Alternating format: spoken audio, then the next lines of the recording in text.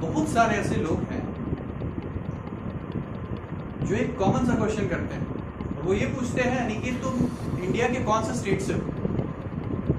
तो मेरा जवाब वही होता है जो सच है। मैं बोलता हूँ भाई मैं बिहार से हूँ, मैं एक बिहारी हूँ। तो वो लोग कहते हैं यार उनमें से 80% लोग का ये जवाब होता है कि यार ऐसा नहीं हो सकता, तुम बिहारी नहीं हो सकते। तो मैं उनसे पूछता हूँ भाई मैं बिहारी क्यों नहीं हो सकता? तो बोलते हैं कि यार तुम इतना अच्छा बोलते हो, इतना स्मार्टली बोलते हो, इतने अच्छे पब्लिक स्पीकर हो, एक HR प्रोफेशनल हो, यूट्यूब के ऊपर इतना एक सक्सेसफुल चैनल चला रहे हो, तुम बिहारी नहीं हो सकते। तो मैं उनसे बोलता हूँ कि भाई उन सबका बिहारी होने या ना होने से क्या कनेक्शन है?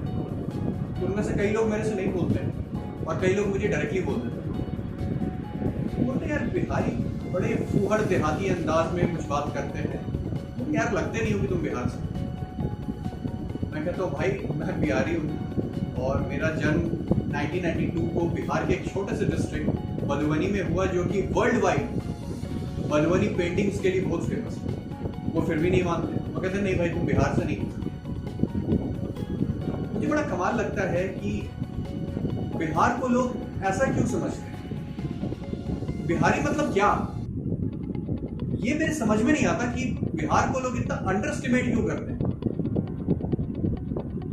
हम लोगों को राह चलते काफी ऐसे लोग मिलेंगे, अगर हम टीवी पे देखेंगे तो काफी ऐसे लोग मिलेंगे, राशन की दुकान से लेकर के यूपीएससी की कठिन परीक्षा टॉप करते ऐसे लोग मिलेंगे, एक नॉर्मल से स्कूल, एक नॉर्मल से कॉलेज से लेकर के इसरो, नासा और WHO जैसे बड़ी संस्थाओं में बड़ी पोजीशंस पे काम करते ऐसे बिहारी मिलेंगे। लेकिन हम लोग उनकी इन उपलब्धियों को, इन अचीवमेंट्स को ध्यान नहीं देते। हम लोग ध्यान देते हैं कि कौन ऐसा है जो कपड़ा को कपड़ा बोलता है, रोशनी को रोशनी बोलता है, सड़क को सड़क बोलता है। हम लोग इन चीजों पर ध्यान देते हैं। अच्छा ये सब छोड़िए, मैं आप लोगों से, सारे व्यूअर्स से, अपने सारे फ्रेंड्स से जो लोग मेरे इस वीडियो को देख रहे हैं, एक छोटा सा क्वेश्चन करना चाहूँ। अपने देश में मैनेजमेंट का, MBA का सबसे बड़ा कॉलेज, सबसे बड़ा इंस्टीट्यूट कौन सा है? नहीं पता तो गूगल कर लीजिए, अपने माता पिता से पूछ लीजिए, अपने फ्रेंड से पूछ लीजिए, अपने आस पड़ोस के लोगों से पूछ लीजिए, आपको जवाब मिल जाएगा। और अगर जवाब ना मिले ना तो मैं जवाब देता हूं आप लोगों को। जवाब है Indian institute of management, Ahmedabad. ये बहुत ही कठिन परीक्षा इसकी होती है, जिसको हम कैट बोलते हैं, कॉमन एडमिशन टेस्ट। और इसमें एडमिशन के बाद सबसे पहली चीज, सबसे पहली प्रायोरिटी किसी भी स्टूडेंट के लिए क्या होगी? सबसे पहली प्रायोरिटी किसी भी स्टूडेंट के लिए होगी कि किसी बड़ी मल्टीनेशनल कंपनी, किसी बड़ी विदेशी कंपनी में एक टॉप पैकेज पे काम करें।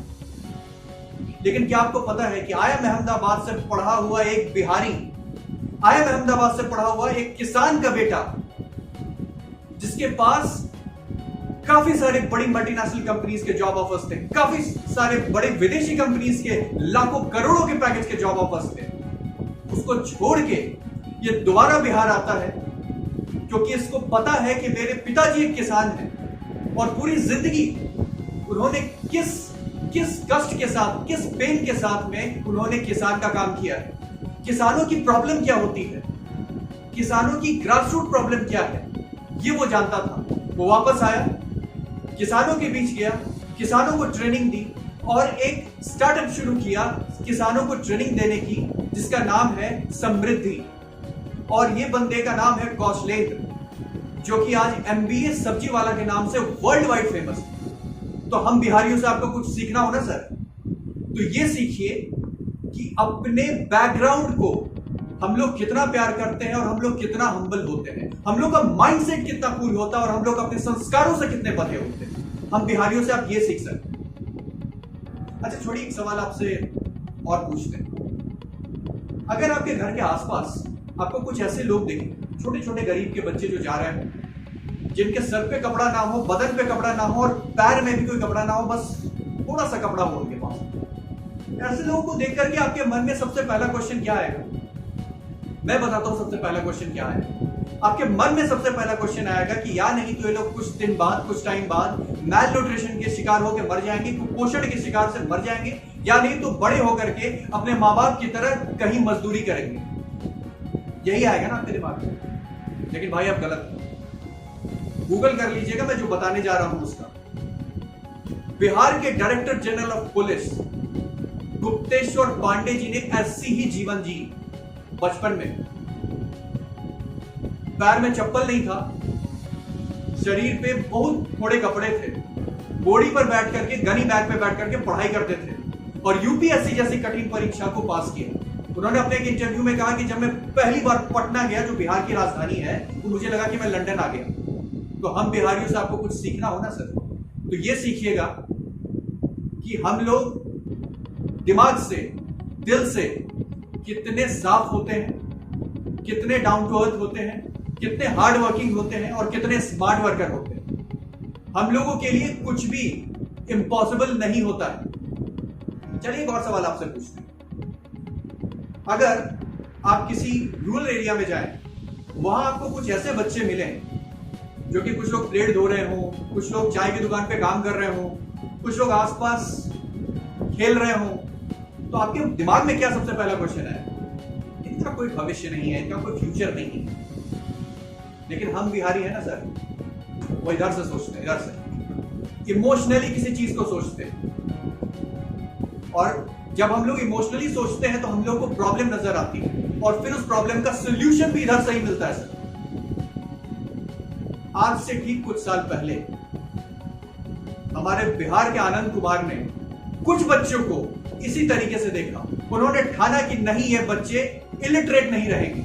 उन्होंने 30 बच्चे इकट्ठा किया, उनको पढ़ाया और इंडियन इंस्टीट्यूट ऑफ टेक्नोलॉजी जैसे बड़े इंजीनियरिंग संस्थान में भेजने का कुव्वत भी ना एक बिहारी में ही। तो हम बिहारियों से आपको अगर कुछ सीखना हो ना सर, तो आप ये सीखिए कि सपनों को उड़ान कैसे दी जाती है। जरूरी नहीं कि आपका बैकग्राउंड क्या है, जरूरी नहीं कि आपके माँ बाप कौन है, जरूरी नहीं कि आप फाइनेंशियली रिच है कि नहीं, जरूरी नहीं कि आपका सोसाइटल रेप्यूटेशन बड़ा है कि नहीं। अगर आपके दिल के अंदर, आपके दिमाग के अंदर एक जज्बा है, एक पैशन है, तो कुछ भी होना मुमकिन है सर। ये होती है असली बिहारी की ताकत। तो अगर हम बिहारी से आपको कुछ सीखना हो ना सर, तो ये सीखिए। चलिए एक आखिरी सवाल आप लोगों से पूछते हैं। मुझे बहुत सारे ऐसे लोग मिलते हैं, क्योंकि मैं खुद एक MBA स्टूडेंट रहा हूँ, एक HR प्रोफेशनल हूँ, एक HR रिक्रूटर हूँ, मैं डिफरेंट कॉलेजेस में रिक्रूट करने जाता हूँ। मुझसे बहुत सारे लोग एक कॉमन सा क्वेश्चन पूछते हैं, और जब मैं MBA कर रहा था तो भी एक कॉमन सा क्वेश्चन मेरे बैचमेट्स के, मेरे क्लासमेट्स के दिमाग में आता था, मेरे जूनियर्स के दिमाग में आता था। सर, इस कंपनी में, इस पैकेज पे, इस जगह ही काम करेंगे तभी एक अच्छा फ्यूचर है। अरे अगर बड़ी मल्टीनेशनल कंपनी में बड़ी पोजीशन के बड़े पैकेज पे नहीं पहुंच पाए तो जिंदगी तो बेकार है ना सर। अगर पहली बार में ही हम मैनेजर या सीनियर मैनेजर नहीं बन गए किसी कंपनी में, तो मेरी जिंदगी तो बेकार है ना सर। मतलब एक कंपनी की एक पोजीशन का एक पैकेज आपकी पूरी लाइफ डिसाइड कर सकता है। क्या आपने कभी सोचा होगा कि 6,000 रुपए कमाने वाला बिहार के ईस्ट चंपारण का एक कंप्यूटर ऑपरेटर, जो मनरेगा जैसी संस्था में एक छोटी सी पोजीशन पे है, डेली वेजेस पे बच्चों को ट्यूशन देता है, 6,000 रुपए महीने के कमाता है, वो कौन बनेगा करोड़पति जैसे बड़े गेम शो में पहला ऐसा हिंदुस्तानी बनता है जो 5 करोड़ जैसी बड़ी जैकपॉट को जीत के आता है। कभी आपने सोचा भी होगा? अगर नहीं भरोसा है ना सर, तो गूगल कर लीजिए, उसका नाम है सुशील कुमार।